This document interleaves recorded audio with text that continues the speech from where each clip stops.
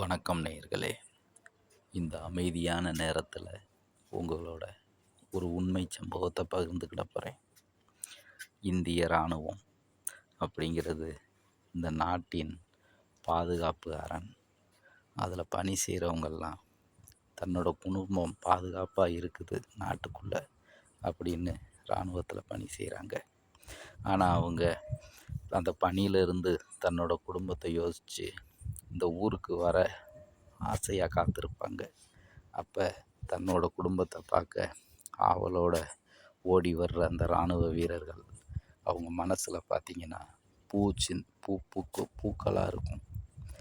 இங்கே வந்து அவங்க துணையை தேடி அவங்களோட அந்த உச்சியை முகர்ந்து பார்க்குற அந்த சுகமே தனி சுகம்தான். அப்படித்தான் நம்ம இராணுவ வீரர் வந்து தன் குடும்பத்தோட சந்தோஷமாக சுற்றி வராரு ஊரை. அவர் இளம் வயதுங்கிறதால தன்னோட காதலி தான் திருமணமாகலை.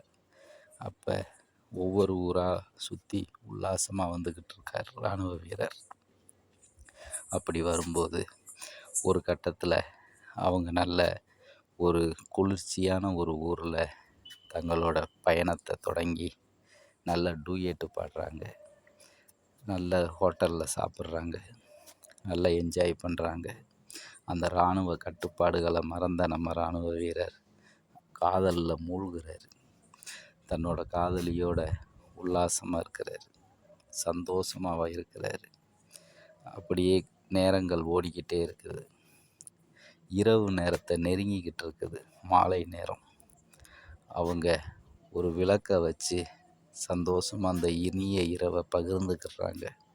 அந்த இரவில் ஒருவருக்கு ஒருவர் தங்களோட காதலை பகிர்ந்துக்கிறாங்க. அந்த காதலுக்கு அடையாளமான ஆட்டின், அந்த ஆட்டினை ஒருவருக்கு ஒருவர் பகிர்ந்து சந்தோஷமாக இருக்கிறாங்க. ஆனால் நம்ம சமுதாயத்தில் எந்த ஒரு சந்தோஷமும் நிரந்தரம் கிடையாது. அது எங்கேயா இருந்தாலும் சரி, ஒரு கட்டத்தில் அந்த சந்தோஷம் முடிஞ்சு வீட்டுக்கு போவோம்னு கிளம்பிக்கிட்டு இருக்கிறாங்க அந்த காதலர்கள். அப்படி கிளம்பி நடந்து போகும்போது ஒரு இடத்துல சமூக விரோதின்னு நம்ம சொல்லக்கூடிய ரவுடிகள் குறுக்கிடுறாங்க. அவங்கள மிரட்டுறாங்க. இவங்க என்னதான் இராணுவ வீரனாக இருந்தாலும் ரவுடிக்கிட்ட தன்னோட காதலியோடு மாட்டிக்கிடக்கூடாதுங்கிறதால நம்ம இராணுவ வீரர் ரொம்ப வேகமாக அந்த பொண்ணை போட்டுக்கிட்டு போகிறாரு. இருந்தாலும் இந்த ரவுடிகள் பின்தொடர்ந்து போய்கிட்டே இருக்கிறாங்க. ஒரு புலிக்கு பயந்து ஒரு மான் தன்னோட பாதுகாப்பை தேடி போகிற மாதிரி தான் இந்த பயணம் போகுது. ஒரு கட்டத்தில் காட்டுப்பகுதி வருது. அந்த காட்டுக்குள்ளே போன உடனே அங்கே இந்த சமூக விரோதிகள் ரொம்ப கொடூரமாக மிரட்டுறாங்க. கையில் ஆயுதங்கள் வச்சுருக்கிறாங்க.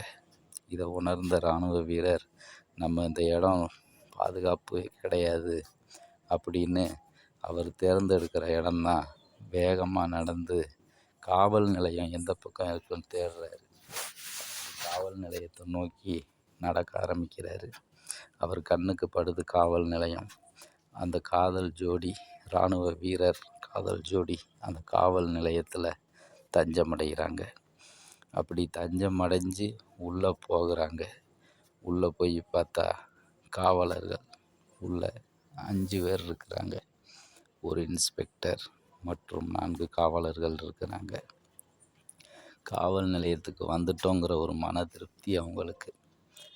அந்த ரவுடிகிட்ட இருந்து தப்பிச்சிட்டோங்கிற ஒரு மன திருப்தி ஒரு இராணுவ வீரனுக்கு எப்படி இருக்கும்? தப்பிச்சு வந்துட்டோம், நம்ம சந்தோஷமாக இருக்கலாம், ஒரு கண்டத்திலேருந்து தப்பிச்சிட்டோன்னு. ஆனால் அந்த காவலர்களே யமனாக மாறுறாங்க. அந்த இராணுவ வீரனை பிடிச்சி ஒரு ரூமில் வச்சு பூட்டுறாங்க காவலர்கள். உள்ளே வச்சு பூட்டிட்டு இந்த பெண்ணை நிர்வாணப்படுத்துகிறாங்க, கொடுமைப்படுத்துகிறாங்க. இதை கண்கூடாக பார்க்குறான் அந்த இராணுவ வீரன். உண்மையில் நினச்சி பாருங்கள், ஒரு நாட்டை பாதுகாக்கிறவனுக்கு நடக்கிற ஒரு சோகம் நம்ம நாட்டில். அப்போ அந்த பெண்ணை ரொம்ப பாலியல் பண்ணுறாங்க, தொந்தரவு பண்ணுறாங்க. இதை பார்த்து அந்த இராணுவ வீரனோட கண்கள் கலங்குது.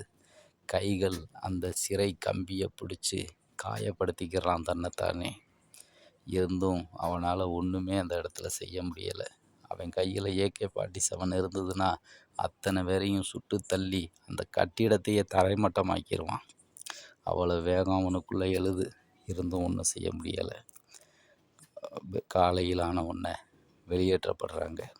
போய் அவன் இராணுவத்தில் போய் இந்த தகவலை தெரிவிக்கிறான். தெரிஞ்ச உடனே அந்த இராணுவ அதிகாரிகள் வந்து நடவடிக்கை எடுத்து இந்த காவல்துறையினர் மேலே